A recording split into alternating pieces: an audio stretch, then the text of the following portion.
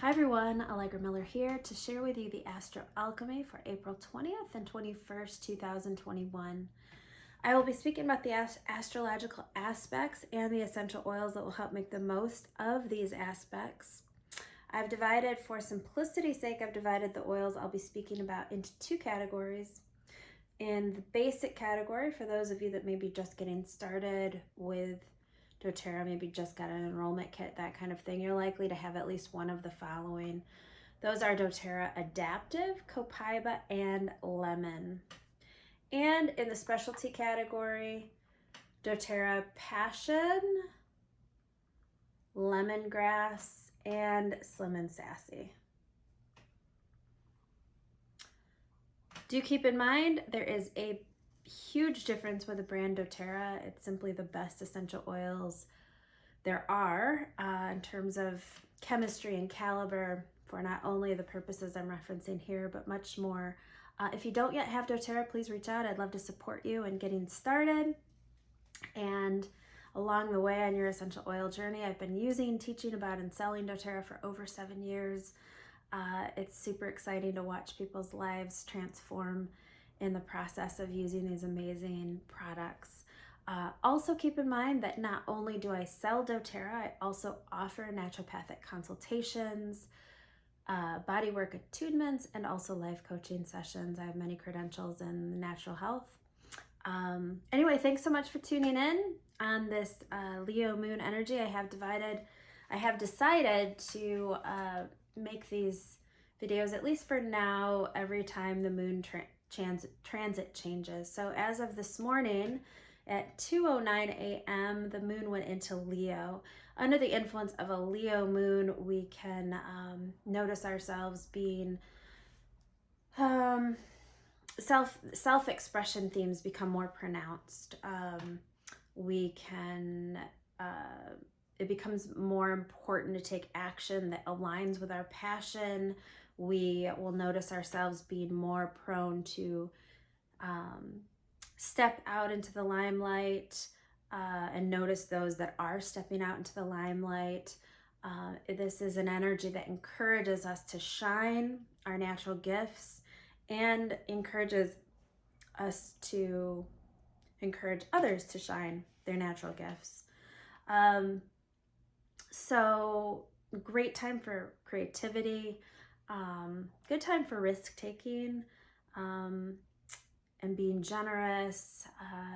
Leo in general is very much, I sort of associate it with abundance consciousness. It likes nice things, and it oozes more than enough energy.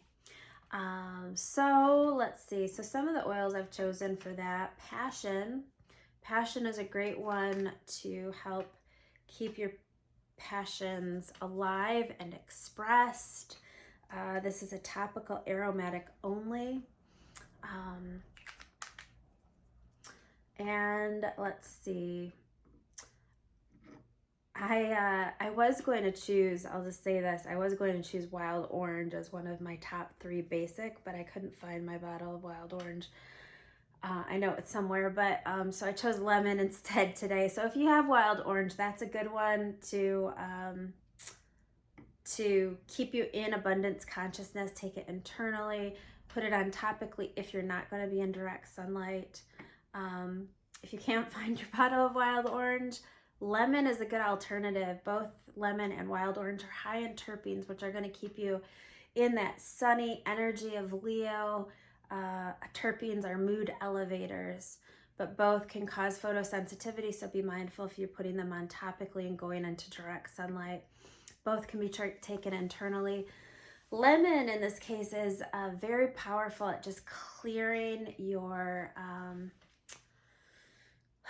clearing the air, both literally and metaphorically.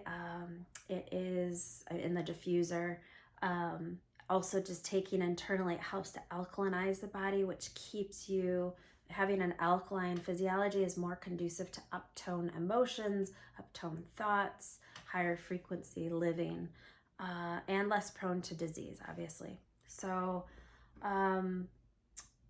but both wild orange and lemon are good just sort of sunshine in a bottle energies. At 2:57 in the morning, early on the 20th, the moon is exact half moon. So midway point between the new moon and the full moon. This happens exactly 7 days after the new moon. This is overall tends to be associated with tension in the air, but I think of it as like new growth tension, sort of like that, the tension that has to, you know, if it's I was just at the farm and fleet yesterday, and I was looking at the baby chickens and just thinking about the energy it takes for a chick to break out of an egg, or a seed to germinate and pop out of its shell. There is a tension that's healthy, and I guess that's why I'm bringing that up with this new moon, or half moon energy. So tension is all about how we interpret it, and in this case, it's a forward movement tension that gives us power to just push through. And it's really good in this half moon energy to use the body as a portal to generate energy. I mean, in terms of moving the body to generate energy. And so what I mean by that is just physical activity, and getting the chi moving is beyond just the physical. It's like if you're out walking, do a walking meditation practice where you're, you know, thinking about the things that you're creating and getting yourself in the feeling sense of what it is that you're co-creating, because that's where manifestation starts, is the literal feeling. So Leo in this energy could be good. Like, I think of Leo is the actor, actress of the zodiac, and you can just like literally like take on the role of the character of your future self and feel how that feels, and just pretend. Nobody has to know you're doing this, but if you're driving, you know, how does it feel to have X, Y, or Z already accomplished? How does that feel in your cells? And I don't know, I was just guided to say that, but I think it is it's appropriate. So that was a little long-winded. 6:05 a.m. The moon in Leo squares Mercury in Taurus. Overall, this is a moody energy, not a good time to tell others what to do. The response won't be good. Good time to get things done. Let's see. At 4:21 p.m., the moon in Leo squares Venus in Taurus. And this can definitely increase our need for pleasure-seeking behaviors. It can be a self-indulgent energy. Now, we can use that on the positive side by keeping ourselves in alignment with our passions and taking care of ourselves, doing the things that we love. On the flip side, you could find yourself in escapist kind of behavior with overindulgent eating, drugs, alcohol, that kind of thing, thinking, whatever. Slim and Sassy is always good for that. Slim and Sassy is great to put in your water and take internally. I always put it in glass, not plastic. If you don't have Slim and Sassy, wild orange or lemon will help with that as well. Slim and Sassy has lemon in it. But Slim and Sassy is overall just good at helping us to digest our emotions in healthy ways, elevating our mood, balancing our root chakra energy, and loving ourselves in the process. So Slim and Sassy this is a great time of the year too for Slim and Sassy, because we're in the springtime mode, which is good for cleansing. Slim and Sassy, literally, whether you need to lose weight or not, I know it's marketed for that, but it's not just for that. Slim and Sassy literally pushes the toxins out of the fat cells, which causes them to shrink, and that's part of how that works. It also just helps to curb your appetite, but it's all natural. It's super simple ingredients: grapefruit peel, lemon peel, peppermint plant, ginger root, cinnamon bark. Boom, that's it. So good stuff. Let's see, what else? 9:16 p.m., the moon in Leo is square Uranus and Taurus. This can make a super volatile in terms of emotions. So it's good to know that this is on the horizon so that you can be less reactive to other people's potentially volatile emotions or your own. If you find yourself erupting and just getting reactional, tone it down. Remember that this energy is in the air. It can make you more prone to an outburst. And so let's see, adaptive would be good for that.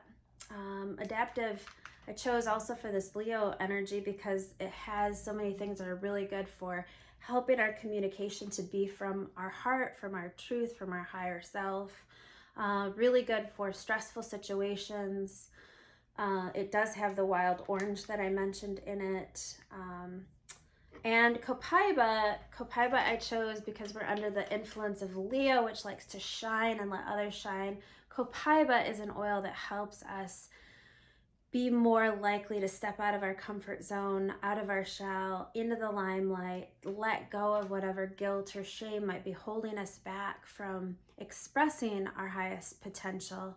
And Copaiba is inadaptive, FYI. But the difference with just straight Copaiba is that you can take it internally, which I highly recommend for a different level of attunement. Copaiba is also really good for physical pain, for a headache, a backache, a neckache, cramps.